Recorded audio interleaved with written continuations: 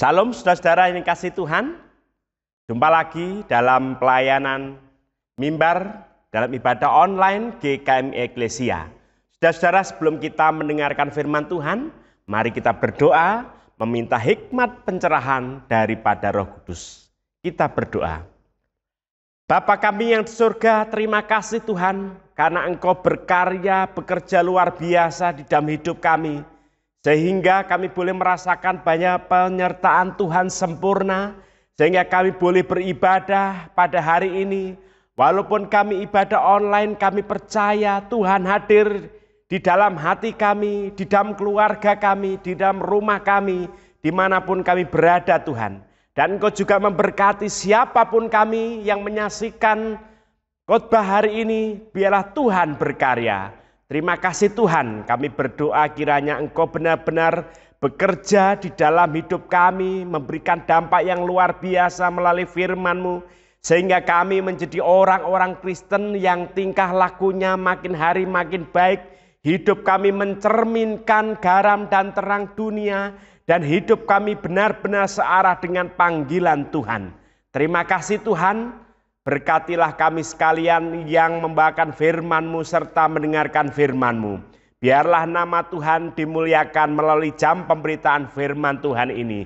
Di dalam nama Tuhan Yesus Kristus, firman yang sudah menjadi manusia, kami berdoa dan bersyukur untuk firman Tuhan. Amin. Saudara-saudara yang dikasih Tuhan, pada pagi hari ini saya memberikan tema khotbah yaitu bertobatlah dan kembalilah kepada Tuhan. Bertobatlah dan kembalilah kepada Tuhan. Teks firman Tuhan terambil dari kitab Nabi Yoel pasal 2 ayat 12 sampai 14. Yoel pasal 2 ayat 12 sampai 14, demikianlah firman Tuhan. Seruan untuk bertobat. Tetapi sekarang juga demikianlah firman Tuhan. Berbaliklah kepadaku dengan segenap hatimu, dengan berpuasa, dengan menangis dan dengan mengadu. Koyakkanlah hatimu dan jangan pakaianmu. Berbaliklah kepada Tuhan Allahmu, sebab Ia pengasih dan penyayang, panjang sabar dan berlimpah kasih setia, dan Ia menyesal karena hukumannya. Siapa tahu mungkin ia mau berbalik dan menyesal dan ditinggalkannya berkat menjadi korban sajian dan korban curahan bagi Tuhan Allahmu. Saudara-saudara, sampai sedemikian pembacaan firman Tuhan. Yang berbahagia adalah kita yang membaca, mendengarkan, merenungkan, bahkan melakukannya di dalam kehidupan sehari-hari secara nyata. Haleluya. Saudara, hari-hari ini di dalam kemajuan teknologi yang luar biasa, kita ini seakan-akan dibuai dengan berbagai-bagai kemudahan. Semua serba mudah, semua serba gampang, semua serba cepat. Ya demikianlah hari-hari kita. Contohnya, mau ibadah tinggal pencet HP. Pasang HP, kemudian langsung kita menonton, bahkan hal-hal tertentu kita bisa memilih posisi yang nyaman dimanapun. Bahkan dalam hal-hal yang tidak disiplin, bisa sambil makan dengan apapun saudara. Itu ibadah hari ini. Mau renungkan tinggal klik, sosial media banyak bertaburan renungan. Bahkan di WA grup kita mungkin tiap hari, kita dijalin 6-7 berbagai macam renungan. Tinggal klik. Mau Alkitab tinggal klik saudara. Semuanya tersaji dengan cepat. Itu masalah ibadah. Begitu juga dengan hal-hal yang lain.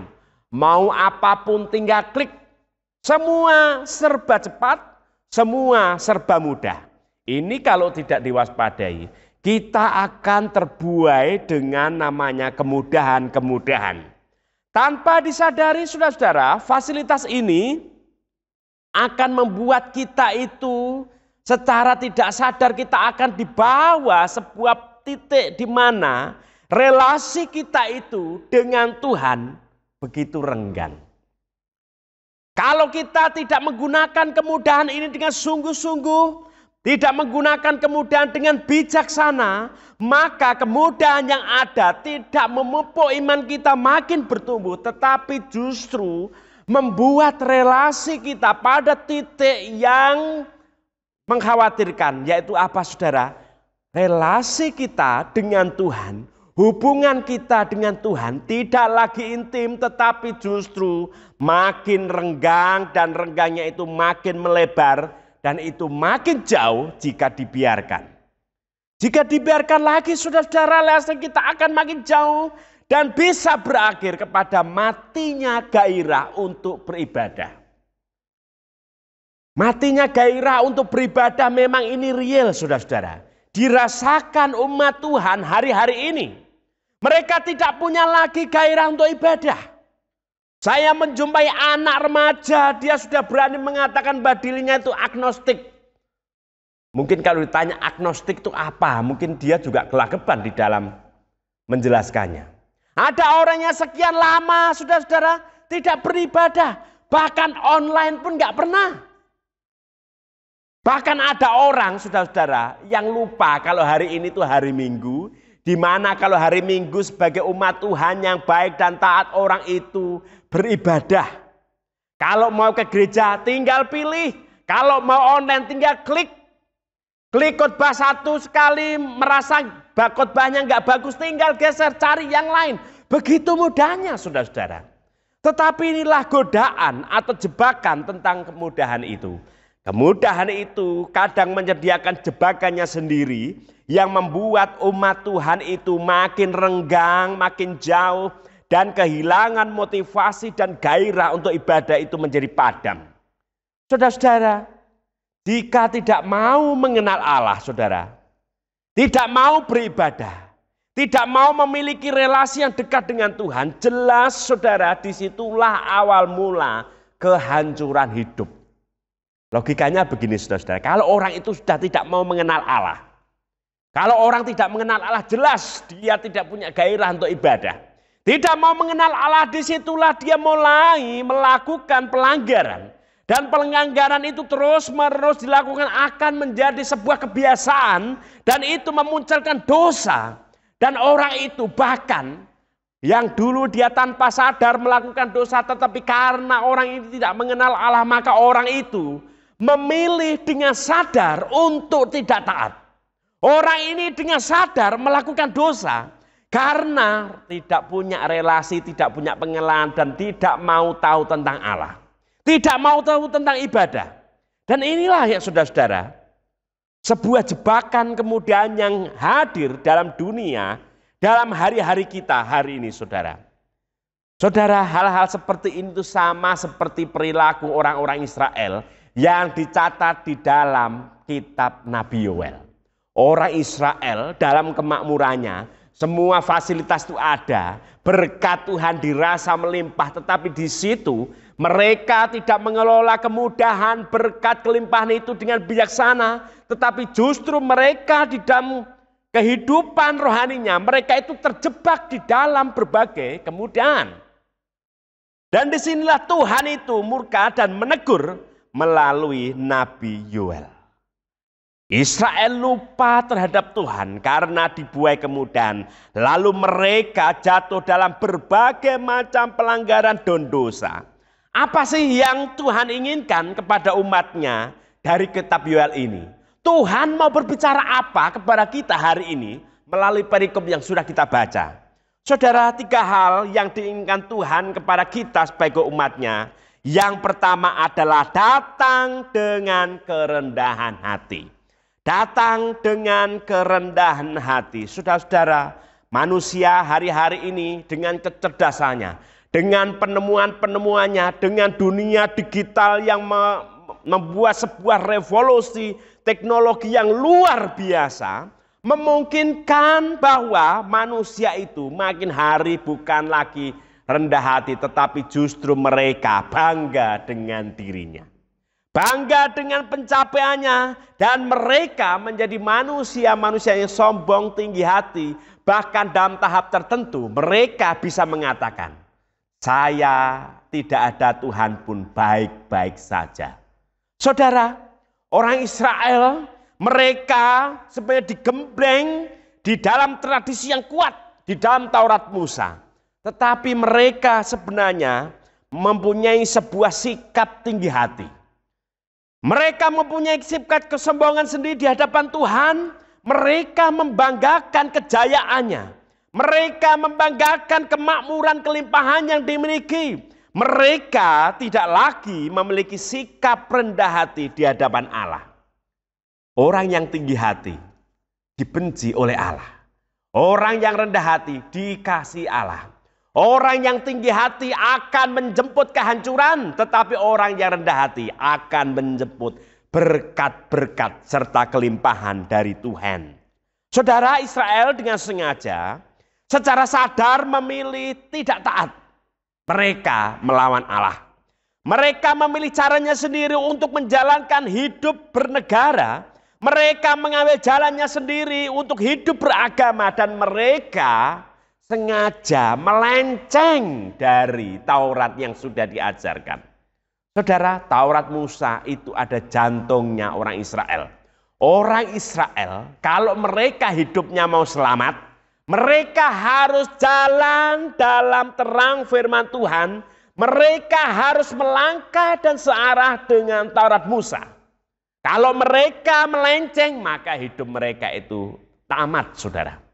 Jadi saudara-saudara, Taurat Musa itu sangat penting.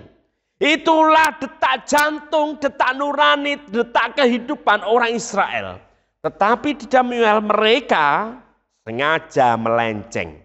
Ini ada sebuah sikap arogansi secara rohani di hadapan Allah yang dilakukan orang Israel dalam segala lini kehidupan. Entah dia itu penduduk biasa, entah dia itu raja, entah orang itu tokoh agama, bahkan entah orang itu imam, semuanya saudara-saudara. Dalam segala lini kehidupan mereka menunjukkan hidup mereka melenceng dari Taurat Musa. Dan ini tidak diinginkan Tuhan. Maka di sini saudara-saudara, Tuhan menginginkan mereka itu berbalik dengan totalitas hidupnya. Berbalik ini mengindikasikan bahwa hidup mereka itu melawan Tuhan. Langkah mereka tidak searah dengan langkah Tuhan. Langkah mereka dengan sengaja menuju kehancuran, tetapi kehancuran itu dipandang orang Israel yang hidupnya melenceng dari Tuhan itu, dianggapnya sebagai sebuah kejayaan. Mereka melawan Tuhan, langkahnya melenceng. Mereka tidak searah dengan Tuhan. Maka Tuhan mengatakan berbaliklah dengan totalitas hidupnya. Dengan rendah hati, bukan penuh dengan kepalsuan. Nah, di sini dikatakan demikianlah firman Tuhan, berbaiklah kepadaku dengan segenap hatimu, dengan berpuasa, dengan menangis, dan dengan mengadu. Saudara-saudara, berpuasa, menangis, mengaduh, itu ada sebuah ungkapan kalau orang itu memiliki sikap rendah hati. Kalau orang itu rendah hati di hadapan Tuhan. Kalau mereka itu menaruh hidupnya berada dalam kuasa Tuhan.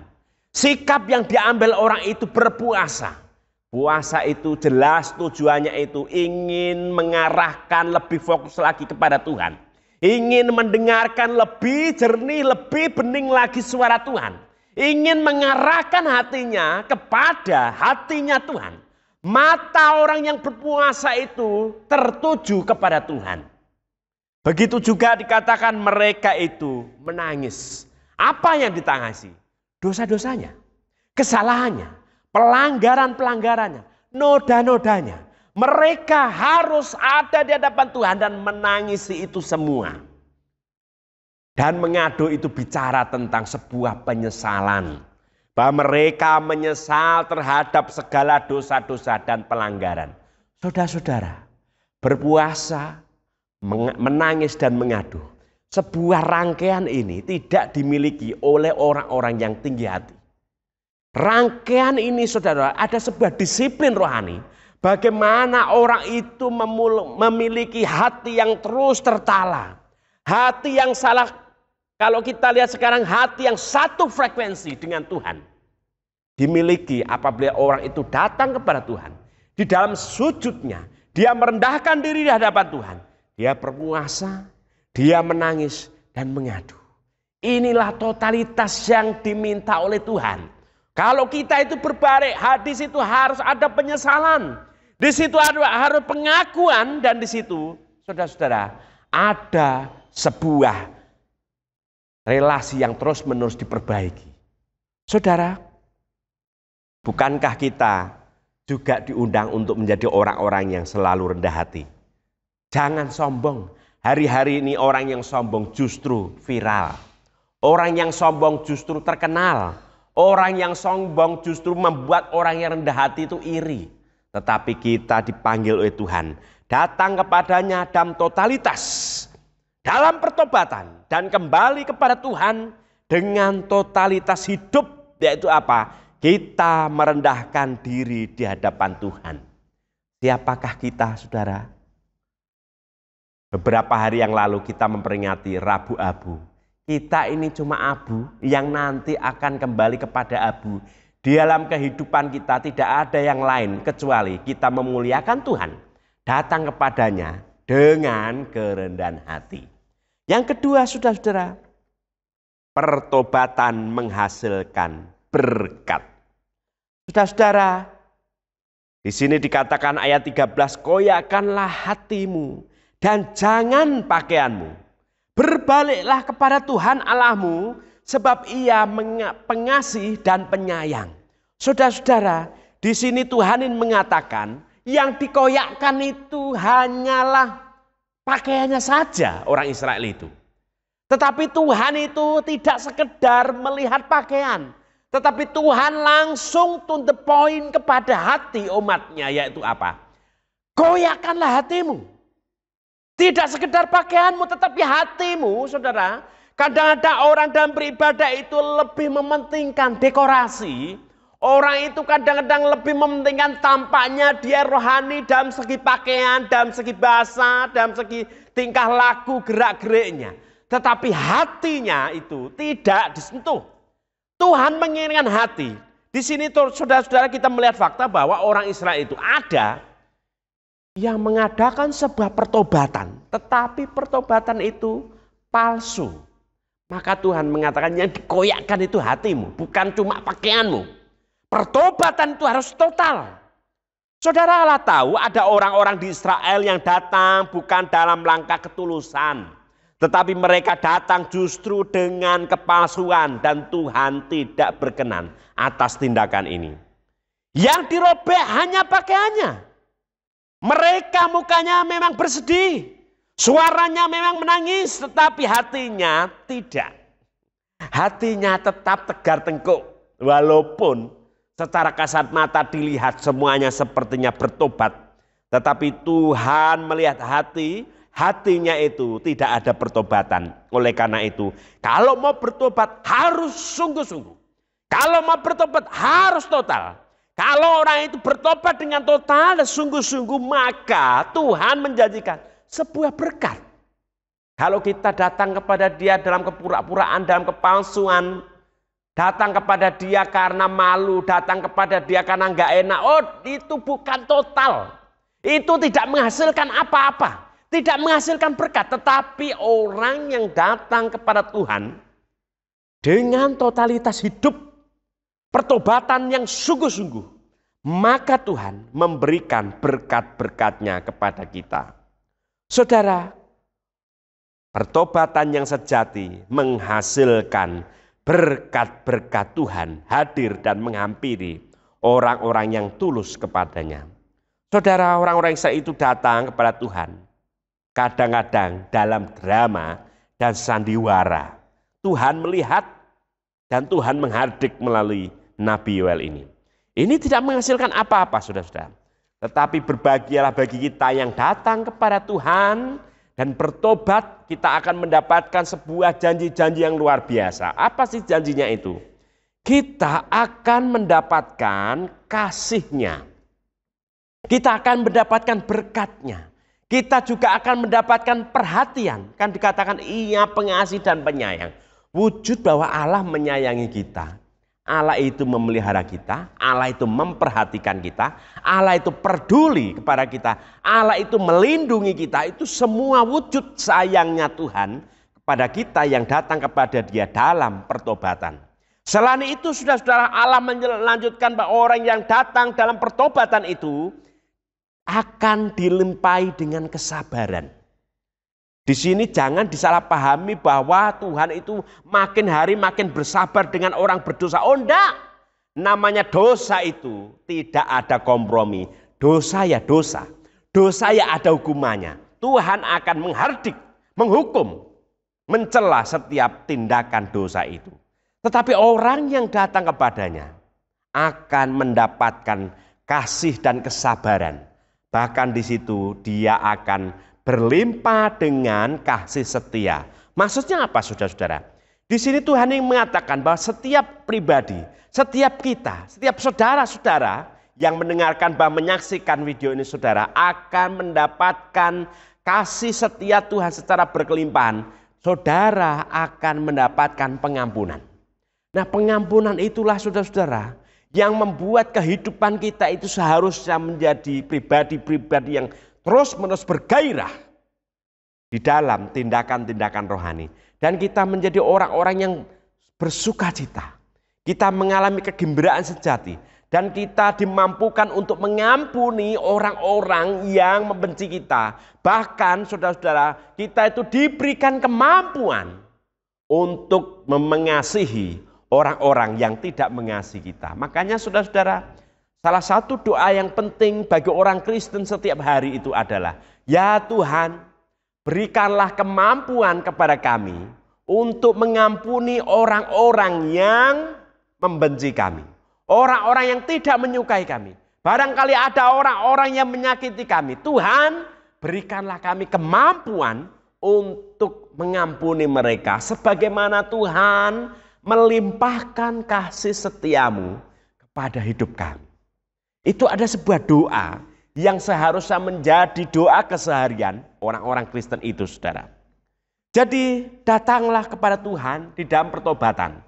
Karena di dalam pertobatan yang sungguh-sungguh, di dalam pertobatan yang total, di dalam pertobatan yang penuh dengan ketulusan, disitulah Tuhan menyediakan berkat-berkat-Nya.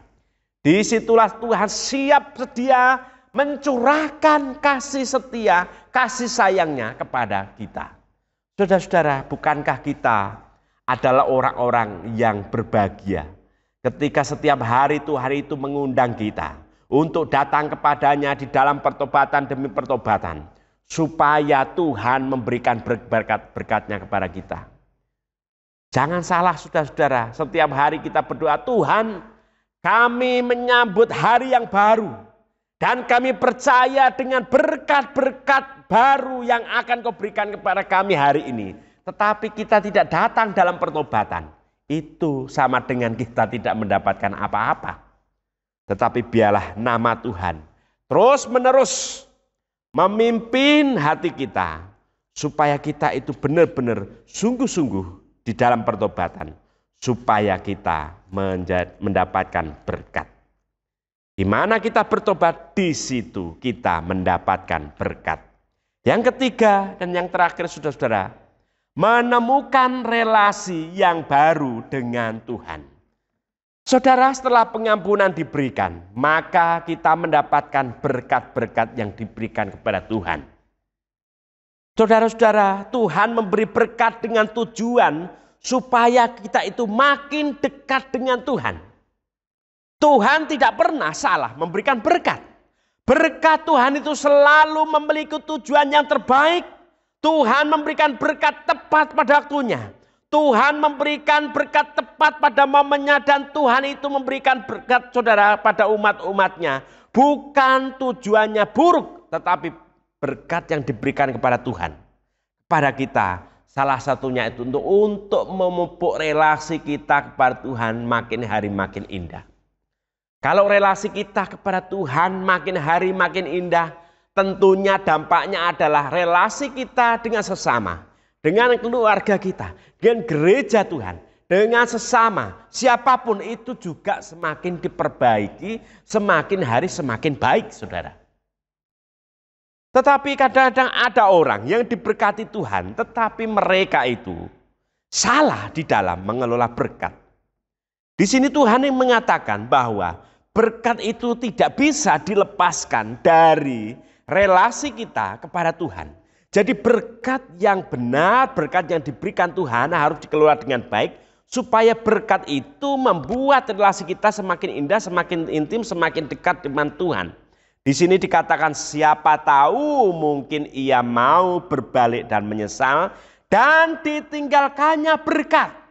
Lalu berkat itu menjadi apa? Menjadi korban sajian dan korban curahan. Untuk apa sih korban sajian dan curahan? Itu ada sebuah korban yang diberikan oleh Tuhan, biasanya dipakai oleh para imam, kemudian diberikan oleh umat, disajikan oleh imam, dan di situ dikatakan punya tujuan apa? Memperbaiki relasi dengan Tuhan. Jadi relasi manusia rusak oleh dosa itu diperbaiki dalam tradisi Taurat di dalam korban bakaran dan korban sajian, korban curahan dan korban sajian. Jelas saudara-saudara. Jadi relasi pada Tuhan diperbaiki melalui berkat-berkat Tuhan. Umat bisa berkomunikasi, umat bisa merasakan dikasih Tuhan. Umat bisa diberkati Tuhan dengan sungguh-sungguh dan kehidupannya penuh dengan sukacita. Saudara-saudara, apapun berkat Tuhan, kita harus gunakan untuk kemuliaan Tuhan. Apapun yang diberikan Tuhan, baiklah kita gunakan sebaik-baiknya. Apapun berkat yang diberikan Tuhan, itulah yang memupuk relasi kita bersama dengan Tuhan makin dekat. Saudara-saudara, marilah kita merenungi kondisi kita hari ini. Satu sisi kita dihantam pandemi yang sampai hari ini belum berhenti. Tetapi dalam situasi yang lain, saudara, banyak orang Kristen di tengah pandemi ini yang justru jauh dari Tuhan. Marilah kita mengalami dan mengakui kerapuhan kita di hadapan Tuhan. Bahwa kita itu sering melakukan pelanggaran-pelanggaran. Bahwa kita tanpa sadar. Bahkan kalau ada yang sadar harus bertobat kalau orang itu memilih untuk tidak taat kepada Tuhan. Kita ini rapuh. Kita ini ringkih saudara-saudara. Dan kita banyak ketidakmampuan, banyak gagalnya ketika kita itu melakukan perintah-perintah Tuhan. Sebaik-baiknya manusia tidak pernah sempurna. Di dalam kesempurnaan itu, saudara-saudara, orang itu bisa sombong. Padahal manusia itu tidak sempurna. Di dalam ketidaksempurnaan itulah salah satu wujud nyata itu. Kita itu sering gagal, sering jatuh, melanggar perintah-perintah Tuhan. Kita kadang-kadang seperti orang Israel, sering melenceng dari Taurat Musa. Bahkan ada kalanya sudah ada orang yang memilih dengan sadar untuk tidak taat kepada Tuhan. Mereka seakan-akan menantang Tuhan. Tapi inilah saudara-saudara, akuilah itu di hadapan Tuhan. Kita selalu gagal dalam mentaati Tuhan. Kita kadang-kadang mengampangkan undangan untuk menyembah Allah. Kadang kita juga abai terhadap undangan-undangan untuk beribadah dan persekutuan.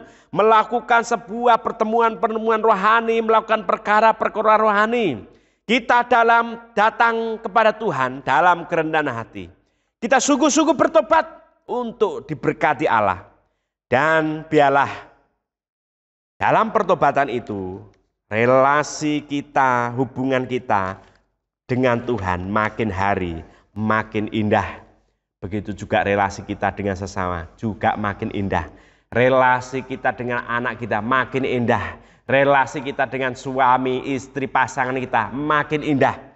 Dimulai dari sebuah sikap bertobat dan kembali kepada Tuhan. Biarlah Tuhan Yesus memberikan kemampuan kepada kita untuk melakukan firman-Nya, dan biarlah kita menjadi pribadi-pribadi yang bertobat dan selalu kembali mencari wajah Tuhan. Amin.